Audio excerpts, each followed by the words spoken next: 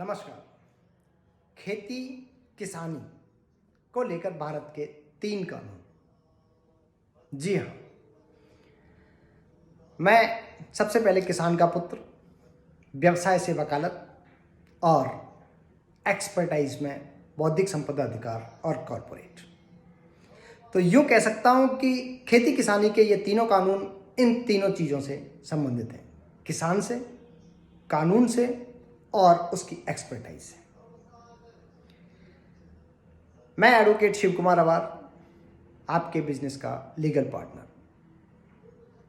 8290123456 आपको पसंद आए या आपकी सलाह हो, मशवरा हो, कमेंट हो, जरूर करें। वर्तमान में भारत में 3 कानून कृषि को लेकर प्रभावी हुए हैं, अध्यादेश जारी हुए हैं, उन पर मोहर लगी है और वो बहुत जल्द होंगे, जिसके विरोध में लोग आए हैं। लेकिन सही मायने में वो 3 कानून हैं क्या? सबसे पहला है जमीन से संबंधित, दूसरा कानून है उसके उत्पादन से संबंधित और तीसरा कानून है उसके बेचने से संबंधित। जी हाँ, आज हम तीनों पे बात करते हैं। जमीन मुख्य रूप से 5 प्रकार की होती है। एक आवासीय, जहां हम लोग रहते हैं, रेजिडेंशियल। दूसरी कॉमर्शियल, जहां अपन दुकान, व्यवसाय, प्रतिष्ठान करते हैं। तीसरी इंडस्ट्रियल, जहां औद्योगिक और फैक्ट्रियां लगती हैं। चौथी इंस्टीट्यूशनल, जहां सांस्थानिक, हॉस्पिटल, कॉलेज, यूनिवर्सिटीज होती हैं। और 5वीं होती है कृषि योग्य भूमि।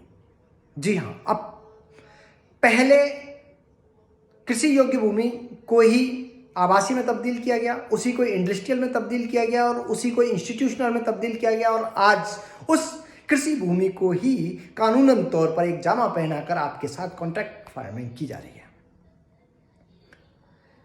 जमीन जब ली जाती है तो उसके बदले में एक मुआवजा दिया जाता है। मुआवजे की बात करें तो पैसे से होती है। जब भारत के विभिन्न हिस्सों से किसानों की जब जमीन को छीना जा रहा था और भारत की सरकार की मशीनरीज उस पर मुआवजा बांटने के लिए, एक्वायरिंग के लिए अपने सारे हथकंडे अपना रही थी, तो किसानों ने इसका विरोध किया और केसेस लिए। सुप्रीम कोर्ट में जब ये मामला गया तो सुप्रीम कोर्ट ने कहा कि किसानों को उनके हक से वंचित नहीं रखा जा सकता। लेकिन दूसरी एक लीक पोल भी दी कि जमीन एक्वायर करना सरकार के हित में है, लेकिन अधिकारों से वंचित नहीं रखा जा सकता। तो क्या किया जाए? तो उनको उस जमीन का एक हिस्सा, अर्थात जितनी खेत की जमीन ली गई है, उसका डेवलपिंग एरिया है, उसका एक हिस्सा, 1/3 हिस्सा उनको कहीं ना कहीं आवंटित किया जाएगा। ये एक प्रावधान आया। ठीक वैसे ही कृषि कानून में भी कुछ इसी प्रकार का प्रावधान है। हम किसान परिवार से हैं, हमें पता है कि हमारे पूर्वजों ने कैसे पाई जोड़कर जमीन को रखा है, जिसके पीछे रोजमर्रे के झगड़े, टंटे, बहनामा, जमाबंदी, खतौनी, भेज, बहुत सारी चीज़ें होती हुई आई हैं और उसमें उत्पादन करते हैं, जिससे हमारा परिवार का और हमारे साथ और लोगों का भी पेट पलता है। उसी क्रम में हम बात करें तो हमारा जमीन राजस्व के रिकॉर्ड में कई प्रकार की है। कोई बारानी है, कोई चारानी है, कोई उपयोगी है, कहीं पानी की व्यवस्था है, कहीं संसाधन है, कहीं तेलीय भूमि है, कहीं क्षार है। बहुत सारी चीज़ों की ये जमीन की एक पृष्ठभूमि होती है। राजस्थान की मैं बात करूं तो राजस्थान के मुख्य रूप से 3 हिस्सों से मैं आपको अवगत कराना चाहूँगा।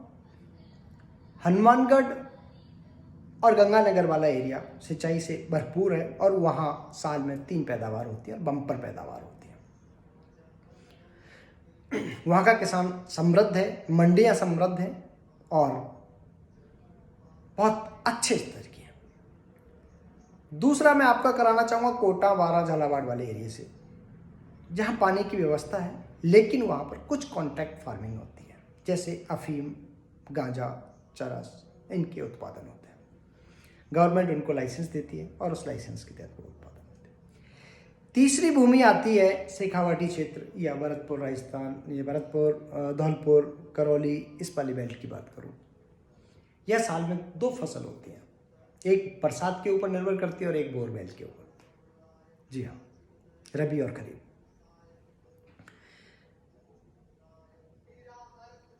ज्वार और बाजरा मुख्य है। हमारे 1 बीघा जमीन में हम बाजरा जब बोते हैं 500 रुपये किलो का बीज लेके आते हैं, बहुत हाइब्रिड, और उसका बोते हैं और पूरे खेत में 2 क्विंटल बाजरा पैदा होता है। भाव पूछोगे, मात्र 3800 रुपये। उस किसान परिवार ने क्या कमाया, पर उसको एक रोजगार मिला। मैं कहता हूं मैं वही किसान हूं, मुझे पानी की समुचित व्यवस्था, बिजली के लिए कनेक्शन की व्यवस्था आप मुझे कर दो, या अफीम गांजा चरस के लिए मुझे कुछ परमिशन दे दो, या मेडिकल से उत्पादन या गमगवार से संबंधित मुझे कुछ लाइसेंस दे दो, तो मेरी वही जमीन 5 लाख रुपए की पैदा करेगी, सोना उगाएगी। पर नहीं, कृषि बिल में यह कॉन्ट्रैक्ट फार्मिंग किसानों के अहित में होकर और कॉरपोरेट घरानों के हित में है। एक लीज पर कोई जमीन ली गई और उस लीज पर उत्पादन के लिए पर्टिकुलर कॉरपोरेट घरानों को दिया जाएगा। जी हाँ, कॉन्ट्रैक्ट फार्मिंग कोई नया फॉर्मूला नहीं है भारत में। ईस्ट इंडिया कंपनी ने इसकी शुरुआत की थी। उस समय बंगाल में नील की खेती के लिए कॉन्ट्रैक्ट फार्मिंग हुई थी। उसके बाद सिगरेट बनाने वाली बहुत बड़ी कंपनी आईटीसी वर्जीनिया तंबाकू को लेकर कॉन्ट्रैक्ट फार्मिंग करती है। इसके बाद पेप्सिको कंपनी ने टमाटो जैम बनाने के लिए पंजाब में टमाटर की कॉन्ट्रैक्ट फार्मिंग की। इसके बाद पेप्सिको कंपनी ने आलू के उत्पादन के लिए कॉन्ट्रैक्ट फार्मिंग की। एक स्तर पे थी, कुछ समूहों को लेकर यह चीज की गई, अच्छा लगा। लेकिन वाद विवाद जब पैदा हुआ वो 2019 में गुजरात में हुआ। उसमें पेप्सिको कंपनी ने किसानों पर यह दावा किया कि बौद्धिक संपदा अधिकार के तहत आलू का उत्पादन या आलू के बीज पर हमारा पेटेंट अधिकार है। जी हाँ, पेटेंट कभी बासमती को लेकर आता है, कभी टमाटर को लेकर आता है, कभी मिर्ची को लेकर आता है, कभी आलू को लेकर आता है। ये कॉरपोरेट घरानों के युद्ध हैं जिसके बीच में पूरे गुजरात का किसान फंसा। आखिरकार विरोध के चलते हुए कंपनी ने अपने पैर वापस लेने पड़े।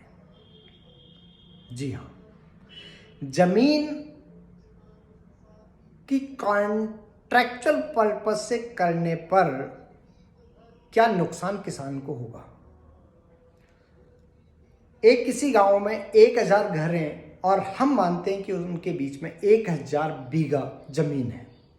सारे परिवार एक जैसे नहीं हैं। उनके जो खेती है, भारत की 86% आबादी पर 2 हेक्टेयर से कम भूमि है, खेती है। उस गांव की बात करें तो किसी के पास 1.5 बीघा, किसी के पास 6 बीघा, किसी के पास 40 बीघा, किसी के पास 60 बीघा, यानी कि 10 हेक्टेयर से ज़्यादा नहीं हो सकती। ये भी कानून है। किसी कॉरपोरेट घराने ने गांव की ज़मीन को एक्वायर करने की बात की। इसमें ग्राम पंचायत का सिर्फ रोल साइलेंट है। फिर जिला कलेक्टर की बात आती है और राज्य सरकार की बात आती है, क्योंकि राजस्व के सबसे बड़े अधिकारी हैं। सीधे ही कॉन्ट्रैक्ट किया जा सकता है और कॉन्ट्रैक्ट करने के बाद जो 1000 बीघा जमीन है उस पूरी जमीन को समतल, एक जैसी, उपजाऊ, खड़ाऊ अपने अपने हिसाब से कर सकती है कंपनी। हो सकता है कि उस समय खाता खतौनी, खसरा नंबर ये भी तब्दील हो जाए। उस 1000 बीघा में से 700 बीघा जमीन उस कंपनी के पास रहेगी, 300 बीघा जमीन उन खाताधारकों के पास होगी जिनसे वो जमीन एक्वायर हुई है। यानी कि आपके पास 30 बीघा जमीन है, उसमें से 10 बीघा आपको दे दी जाएगी, 20 बीघा आपसे छीन ली जाएगी। हालांकि कानून में यह प्रोविजन है कि उसको वो जमीन डेवलप करके देनी है, पर संभवतः लगता नहीं है पिछले अनुभव के अनुसार। कंपनी, छोटा किसान और बड़े के बीच में जो फर्क आता है, छोटा किसान संसाधन की मात्रा और मैन पावर की कमी और अव्यवस्थाओं का शिकार होते हुए उसमें उत्पादन नहीं ले पाता।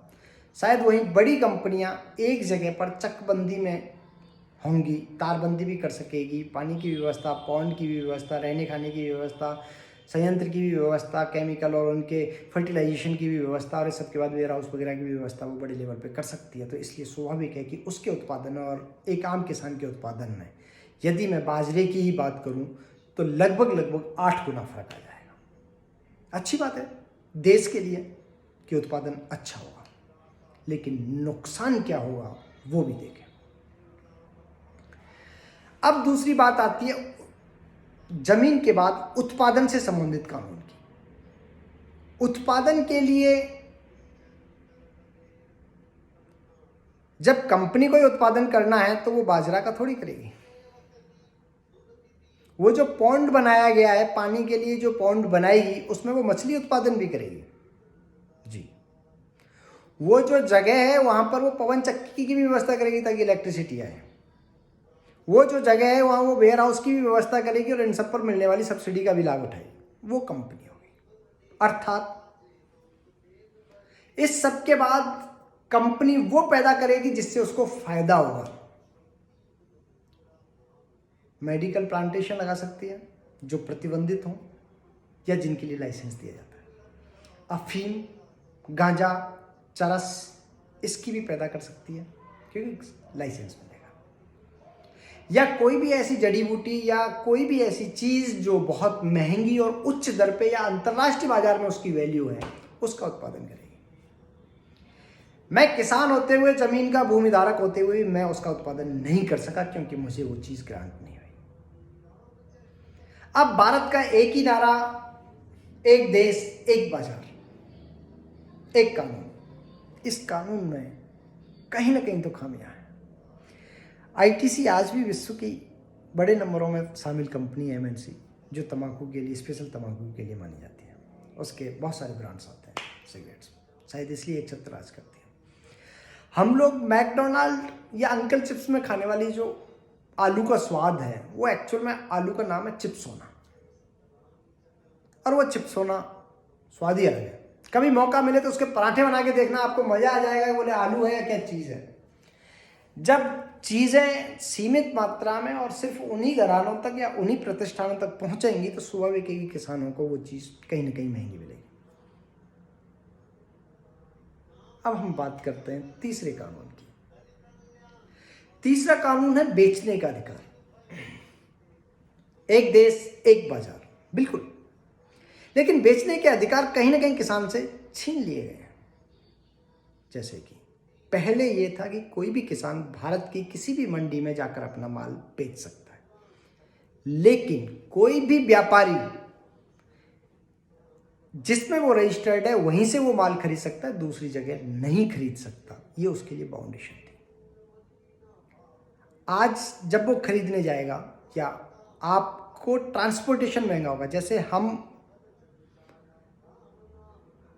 मैं कभी बुआ के यहाँ गया तो देखा कि एक ट्रॉली भरकर टमाटर पैदा किए, और जब वो मंडी में बेचने गए तो आपको विश्वास नहीं होगा कि टमाटर का भाव इतना मिला कि उससे ट्रैक्टर ट्रॉली का किराया नहीं निकला।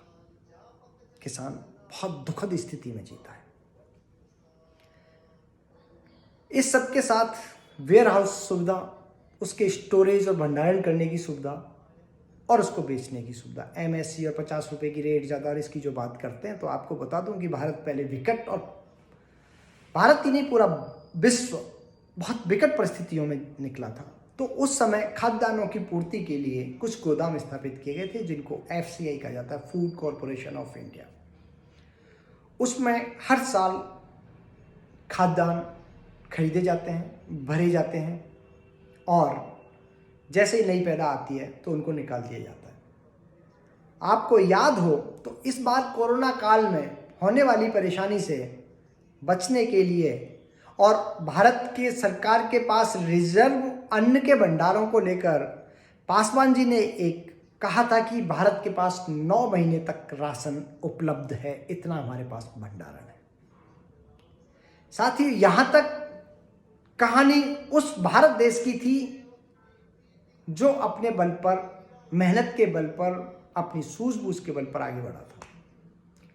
लेकिन अब व्यापारियों की वजह से वो वेयर हाउसेस कहीं ना कहीं समाप्ति की ओर पर हैं और इसका प्राइवेटाइजेशन होने की वजह से जगह जगह पर नए वेयर हाउस खोले जा रहे हैं, जिस पर सरकार की भारी सब्सिडी है। उनको मेंटेन और ऑपरेट करने की भी सुविधा उनके पास है। हम किसान अपने ज़मीन, अपने उस अन्न का भंडार कहाँ करें, इसके लिए हमें नज़दीकी वेयर हाउस पे जाना होगा, जिसका किराया हमें जो भी निर्धारित होगा वो देना होगा, प्लस जीएसटी और टैक्सेस अलग है। लदान, ढुलाई, लेबी चार्जेस वो भी अलग होंगे। उसके बाद सरकार ने ये भी प्रोविज़न रखा है कि किसान चाहे तो उस पर क्रेडिट स्कीम ले सकता है, फसल क्रेडिट। जी, फसल क्रेडिट का मतलब है कि मेरी 4200 रुपये के हिसाब से एक लाहे की सरसों की एक बोरी है, मेरी 100 बोरियां हैं, तो मैं उस पर 2800 रुपये प्रति क्विंटल के हिसाब से क्रेडिट उठा सकता हूँ। जब मैं बेचूंगा तो उसमें से वो माइनस हो जाएगा। उसकी जो ब्याज दर है वो अभी निर्धारित नहीं है और स्वाभाविक है कि वो रेपो दर और बैंक ब्याज दर से कहीं ज़्यादा अधिक होगी। इस सब के बाद कुछ फसल ऐसी हैं जिसका, जैसे सरसों है, उसको हम आज नहीं बेचते, अगले साल बेचेंगे, तो इसके बीच जो कॉन्ट्रैक्चुअल है, उस कॉन्ट्रैक्चुअल में नहीं कहा जा सकता कि वो खरीदार आपके उस प्रोडक्ट को डिफेक्टिव आइटम कहते हुए रिजेक्ट कर सकता है। आप कहाँ बेचोगे? आपको भाड़ा भी देना, क्योंकि पहले वहां पर रखा है माल। साथियों, इन तीनों कानून में मैं बात करूं, कुल मिलाकर फायदे कम और नुकसान ज्यादा है।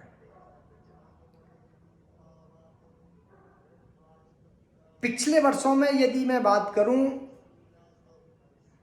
तो रोजगार या सरकारी नौकरियां कम, अर्थात वर्तमान समय में बिल्कुल बंद कर दी गई हैं। तो ऐसे में किसानी, खेती का जो कानून है उसको लेकर शायद ये नुकसान है। सरकार कानून नहीं लाना चाहती है तो उससे पहले कहीं ट्रायल करे, जिसके लिए मैं एक सजेशन के तौर पे बताता हूं। भारत का रेलवे सिस्टम और रोड कनेक्टिविटी सबसे सॉलिड है। रेलवे में इंडियन रेलवे के पास एक ट्रैक है और उस ट्रैक के 60 मीटर इधर और 60 मीटर इधर जमीन रिजर्व है, जो कि रेलवे की भूमि है। हो सकता है इससे ज़्यादा हो, आई एम नॉट श्योर। वो जो 60 मीटर की जमीन है रेलवे ट्रैक के साथ है, तो क्या उस जमीन पर खेती का कॉन्ट्रैक्ट नहीं दिया जा सकता?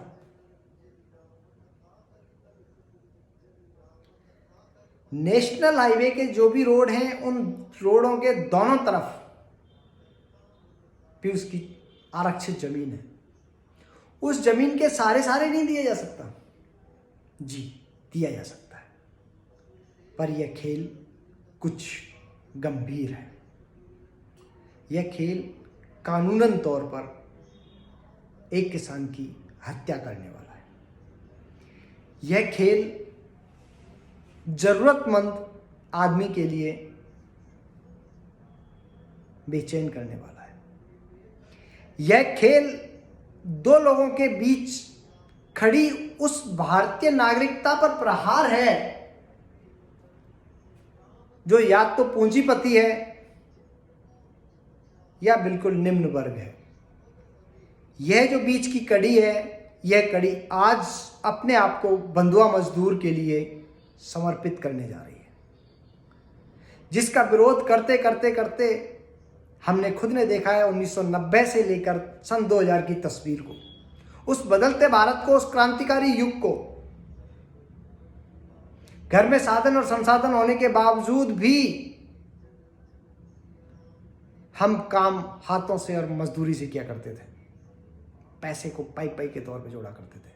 सन 1990 का दौर, जब डिजिटलाइजेशन नहीं था, DD1 भी नहीं था, जिसको सिर्फ दूरदर्शन के नाम पे जाना जाता था, और उसके बाद जब दूरसंचार में क्रांति आई, बहुत सारे चैनल्स की परमिशंस मिली और आज फूहड़ और बेहूदे चैनल्स भी हमें देखने को मिलते हैं।